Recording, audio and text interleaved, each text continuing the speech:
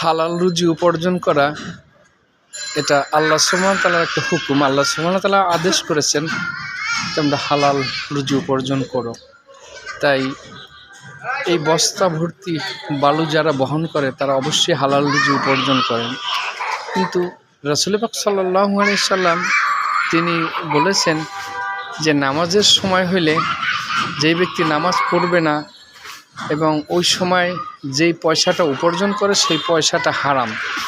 তো এটা একটা ধর্মীয় অনুভূতি, এটা একটা অন্তরে অনুধাবন করার বিষয়, জানার বিষয়, বোঝার বিষয়। শুধু আপনি পরিশ্রম করে অর্জন করলেই সেটা হালাল হয় না আর হালাল হবে না। আপনাকে বুঝতে হবে, আপনাকে বুঝে শুনে তারপর চলতে হবে। আল্লাহ সুবহানাহু ওয়া তাআলার সমস্ত হুকুম মানাটাই খুবই জরুরি। আপনি যদি হুকুম না মানেন আল্লাহ সুবহানাহু ওয়া তাআলার, তাহলে আপনার শেষ পরিস্থিতি কী হবে সেটা আপনি তো বুঝতেই পারেন।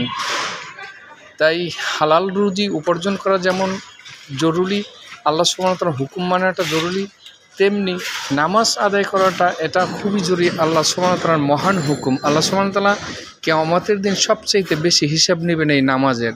তাই আমরা কিন্তু কাজ করেই যাই কিন্তু নামাজ পড়ি না, অনেকেই নামাজ পড়িই না। তাই এমন না হই পরকালে আমাদের আল্লাহ সুবহানাহু ওয়া তাআলার কাছে মুক্তি পাবো না।